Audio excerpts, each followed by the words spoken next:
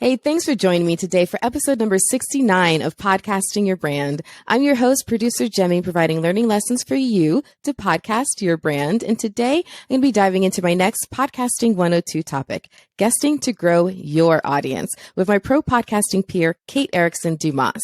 This episode is brought to you by my own brand, Flintstone Media. Listen in and let's do this. Hey, it's producer Jemmy here with your podcasting tip. And discoverability is always a puzzle, an egg we are trying to crack as podcasters, right? And it's great that a lot of podcast listeners are using podcast players as search engines now. They'll actually search for a topic in the player itself. And it's also awesome that people still use Google and can find your show through Google. But here's the thing. My tip today has something to do with podcast players or with Google. It actually has to do with the number 2 search engine in the world. If you don't know what it is, guess what? It's YouTube. So you have to get your show onto YouTube. Even if you have an audio-based only show, then you have a couple of options. One option is to take the audio only and marry it to your show art or episode art, whatever, and use that and put that onto YouTube. The second option is, if you're recording audio only, still turn on the cameras and record yourself anyway and make that onto a YouTube video. And if you are podcasting your brand and your brand has a YouTube channel already, then you can add your podcast as a playlist on your channel. And that way it's discovered right along with all of your other content. Come back here and keep discovering more tips every day. Podcastingyourbrand.com. I'm producer Jemmy.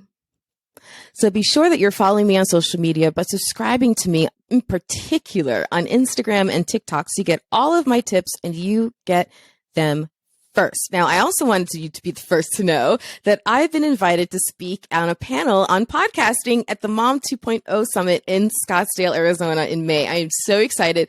This is a massive, massive summit for moms and parenting, and it's just going to be a lot of fun. And not only that, but this is their only podcast panel for the whole entire summit. So it's a major opportunity. I'm really, really proud. I hope to see you there. There'll be a link in the show notes for the Mom 2.0 Summit in Scottsdale, Arizona in May. I hope you can join me there.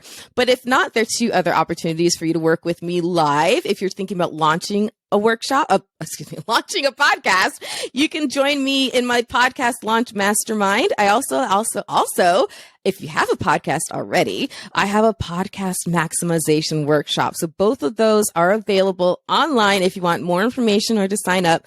toppodcastworkshop.com. Okay.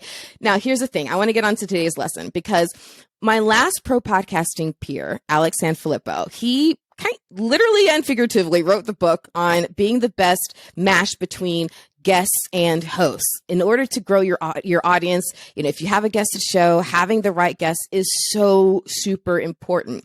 But listen up. This conversation today is going to level up that concept by dissecting what we as hosts can do to become great guests on other shows to grow our own audiences. So Alex and I talked about just having great guests. Now, Kate and I are going to be talking about how you can be a great guest and grow your audience. And Kate, oh my gosh, I am so excited to have you because I've known you for quite a few years, mostly through PodFest and our adventures there. It's always a crazy time. We just came back, but you are just so incredible to watch. And I love that this is the topic that you chose, guesting to grow your audience, because this is just so in your wheelhouse. So welcome to the show, Kate. Thank you so much for being here.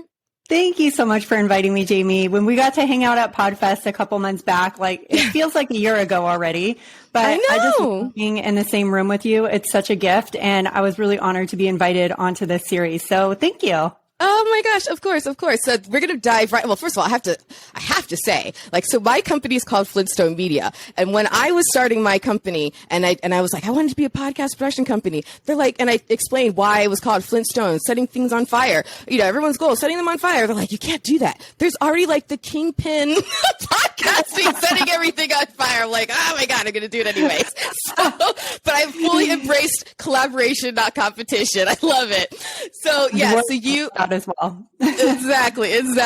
So thank you so much for being here again. So there are a lot of pros from doing this. I want to state the most obvious, and then I want you to just dive right in. So I think the most obvious pro of this approach is because you're putting yourself in front of audiences who are already podcast consumers.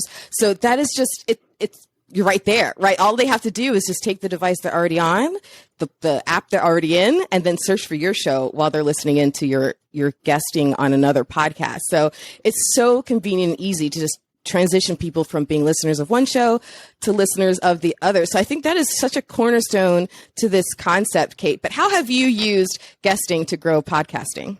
Yeah. Okay. I have done this in so many different ways, but I want to piggyback off your comment. I think that the research shows from Edison now that podcast listeners listen to an average of like 7 different podcasts. So yes, if you're already listening to podcasts, you've already raised your hand. I'm into this type of content. And to your point, if you guest on other people's show, then that is free advertisement for you. Of course, you're providing value. You're putting yourself again in front of a whole new audience.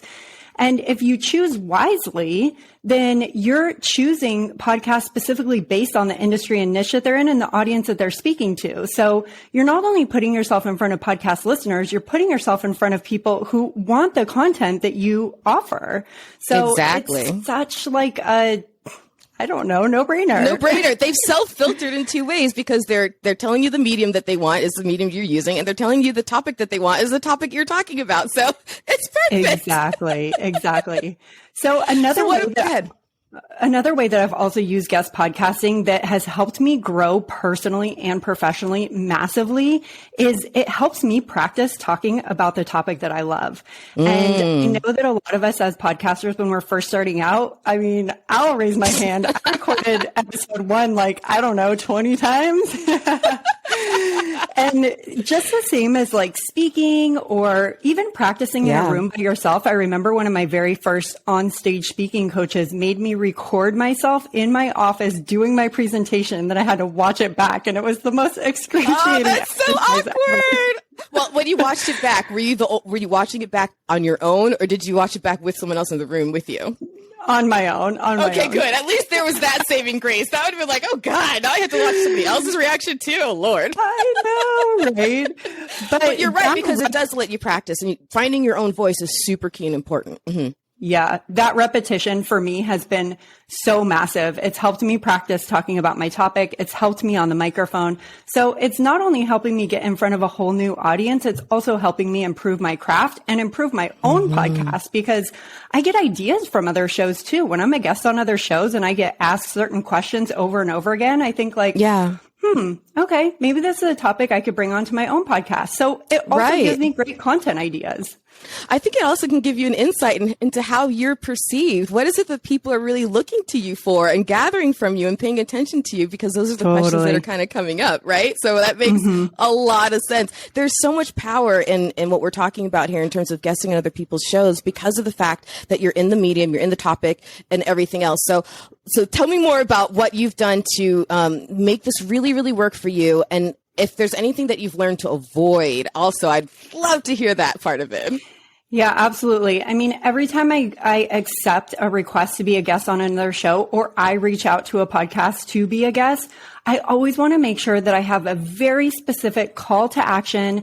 And I want to make sure that I'm there to teach. Like, I show up to provide value.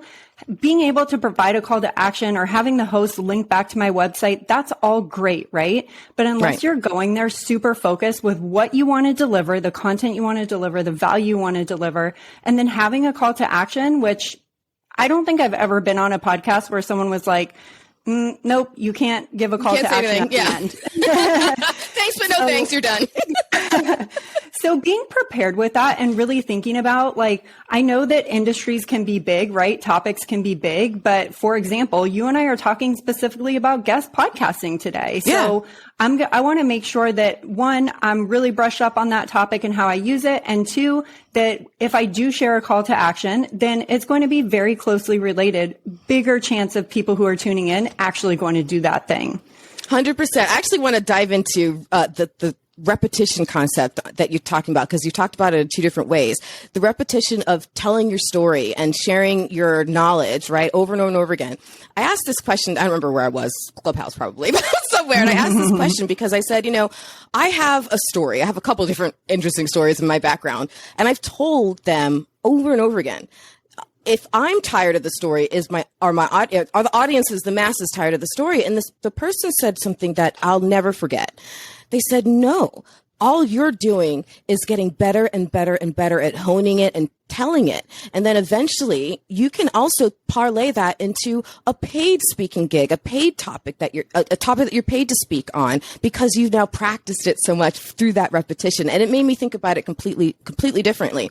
And then the other part of repetition I want to highlight too is that call to action. Now, I raise my hand saying I'm super guilty, and I've gotten better over the years, but I'm super guilty at asking for like anything. Okay. Asking for anything makes me really awkward and feel really uncomfortable. And so even if I'm just speaking to nobody, there is nobody watching me, there's no one in the room, it's just me, I still feel like saying call to action to an audience that is going to hear me in a couple days it feels weird.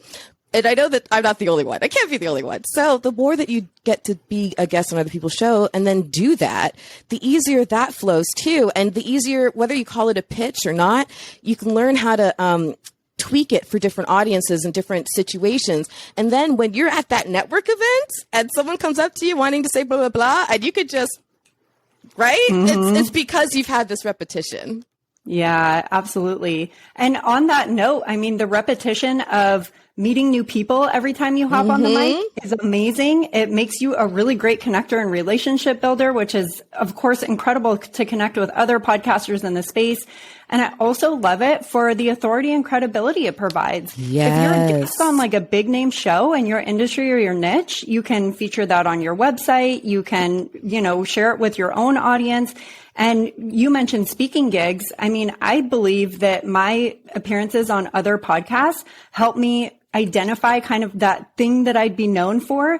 And I believe that's the only reason I ever got invited to speak on stages. So I really feel like there's this like multi-prong approach of how incredible this can be for you and your business. It truly can be. Actually, you mentioned something a moment ago. You mentioned sharing the episode out. So like in terms of after you've recorded, so you've been a guest on somebody's show. Now, we as podcast hosts, we know we hope our guests will do. We hope that they'll maybe even pay for a billboard on the side of I-95. That'd be great. They're not going to do it. But we hope they share it at least, right? So reversing that. Now we're the guest.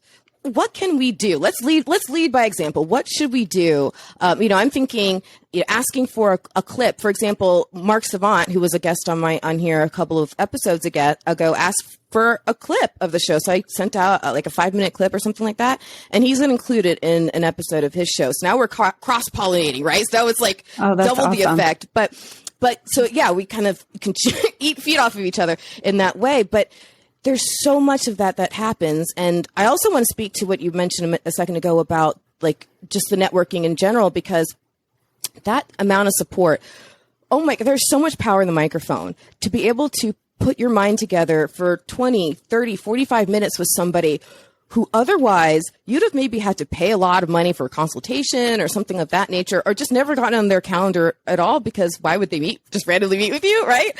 You could now have that whole conversation, and they could be somebody who is the kind of person might have a question that you need answered in your own business and podcasting or personal life. And you can go on there and you can get that really great value from that conversation too. So there are a lot of different reasons why being a guest on other shows, it can connect you. You can get support from people. If you're meeting other podcasters, like it can be kind of lonely doing this thing behind the microphone, but meeting other podcasters and then bonding in this way, I think is so crucial. Yeah. And there've been so many times too, where I've been a guest on someone else's podcast and they have a product or a service that they offer their audience that then I find my audience asking for. And that person has provided value to me by asking me on their podcast. I've created a relationship with them. I'm more than happy to share that with my audience. So I think that the effects are long lasting as well. And I think that on the side of sharing episodes, I mean, the best thing you can do from a host side is, one, actually let the person know that the episode is live, which I can't tell you how many times people have not done that.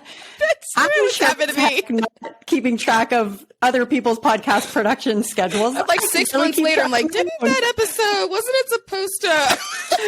Exactly. And two, when you do notify them, to your point, provide them with some type of assets that's going to make it easy for them. Whenever I'm a guest on a show, my favorite social media platform where I like being there and I like engaging and it's easy for me to share stuff there is Instagram. I love Instagram stories. I think it's a cool way to share like quick clips and stuff. I share all of my podcast episodes on Instagram stories. So whenever I'm a guest on other people's podcasts, I always say, I love Instagram. If you have a clip you want me to share on stories, send it over. So I think that as a guest, you can really help the host out in that way, understanding from being a host yourself that there are a lot of moving pieces happening every time an episode gets put together, packaged, and a bow on it. 100%. Okay. So one last little thing I wanted to be sure we didn't miss. When you are approaching another podcaster to be a guest on their show, like when someone approaches, and any person approaches to be a guest on my show or any other show, oftentimes it's because they want promotion for, their book, their business, their whatever. A lot of times that's the reason. So if we as podcasters are asking to be a guest on another show, it's because we generally want to grow our audiences for our own stuff. And that's A-okay. But there's you don't want to just have the same pitch to everybody. You don't want to present yourself the same way to everybody. So can you speak a little bit on how to best approach another podcaster based on, their audience and how to angle yourself? Yeah, definitely. So I know that a lot of people look for like quick tips and things that are going to save them time. For me, podcast guesting is not like this quick, easy golden ticket thing that to your point, you don't just send out the same email to 50 different podcasts. A lot of people do, but if you're listening to this, please don't do that. Stop it right now. We see you about to hit send. Stop it. I really, if I'm pitching myself to a podcast host, I've listened to their podcast more than once. I understand what their content is about and how they deliver it. And I know where the gaps in their content are. So I know that is so key. That is so key. Go ahead. Yeah. So I know that if they haven't talked about guest podcasting or something like that, and they talk to an audience who's their audience is looking for ways to grow their audience, they don't even have to be podcasters. Podcast guesting is for anyone who's looking to grow their audience, is willing to get on a microphone. So I could reach out, let them know that I've listened to their show forever, or if I've listened to 5 episodes of maybe a favorite episode of mine. And then I'm going to say, I know that you talk about podcasting, but I haven't heard you have a guest on who talks about guest podcasting. I'd love to come on and share that. I've been a guest on X number of podcasts. This is what it's done to help me grow my business.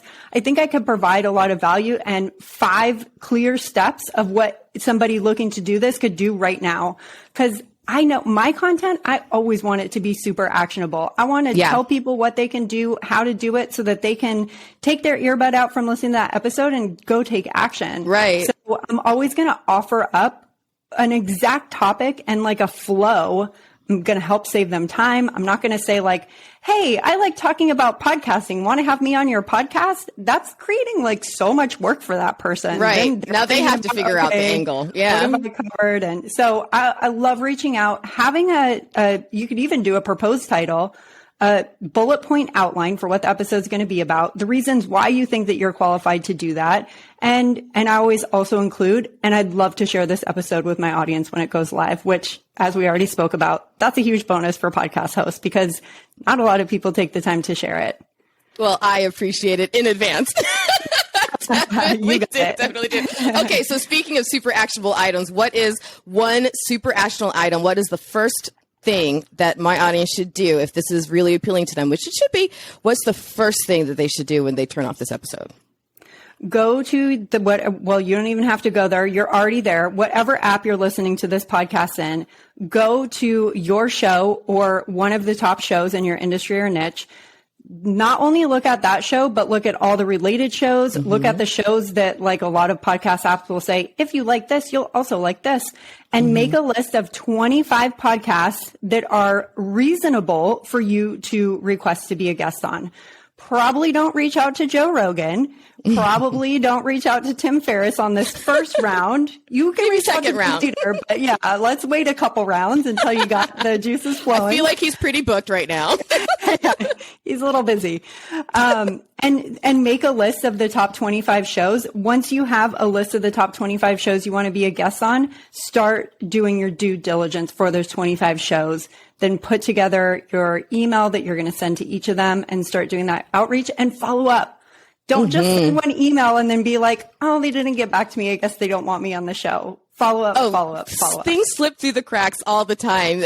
We don't even need for them to. Sometimes they're really important. So yes, you follow up. That is super important. Okay, so as we close out, Kate, please tell my audience a little bit about Entrepreneurs on Fire, Podcasters Paradise, and everything else you have going on, and how they can continue to find, follow, and support you.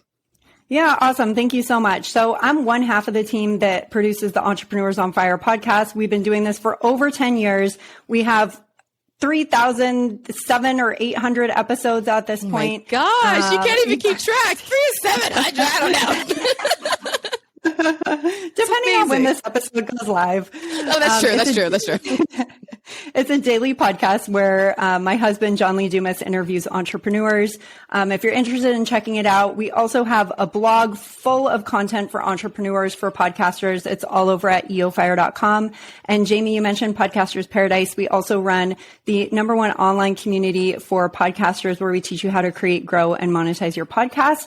And you can learn more about that. Yeah, look at that t-shirt. Look at the t-shirt. You can learn more about that over at podcastersparadise.com. Wonderful. Well, Kate, thank you so much. It was so lovely being able to see you a few months ago. Yeah, you're right. It did feel like a year ago already at PodFest, and be able to give you a big hug. And thank you so much for joining me on the microphone today. This has been a lot of fun. You are so welcome. Thank you, Jamie. Well, thank you to Kate once again for being my guest, known as the heartbeat and integrator of awesome ideas behind Entrepreneurs on Fire. She has definitely led the league on knowing how to network and grow as a guest on other podcasts to grow your own show and grow your business. So I seriously can't thank you enough, Kate, for being a guest on my show. I hope it helps you grow. Now, next week, I'll be giving you a practical guide for submitting yourself as a guest to be on other shows. What should you do and what should you not do? So come back next week for episode 70 of that. Now, let's end with one more of my daily tips. Be sure to subscribe again on social media, but in particular, TikTok, Instagram, and also YouTube. So you get all the tips and you get them first. And also, I want to mention real quick, a new feature on podcastingyourbrand.com. I'm now showcasing the shows that have reached out to me and my team saying, hey, we're listening to Podcasting Your Brand, and it is helping us as a show grow, just like Back of the Cereal Box did. And they're now featured on podcastingyourbrand.com. If you do the same, we'll also feature you. So go ahead and email me, or if you want me to talk about something in a future episode or in a future daily tip, email me, Jemme, Jaime, at flintstonemedia.com. I look forward to doing all of that for you. All right. It's producer Jemme signing off for now, almost until we get to that last daily tip. But remember, the only thing more powerful than your voice is your spirit to use it. Hey, it's producer Jemme with your tip today. And this one is going to be a super simple, super easy, set it and forget it hack for audience growth. And it's this. Listen, if you're podcasting your brand, chances are you're sending around plenty of emails related to your brand. Emails to potential clients, current clients, potential partners, networking emails, blah, blah, blah, blah, blah, right?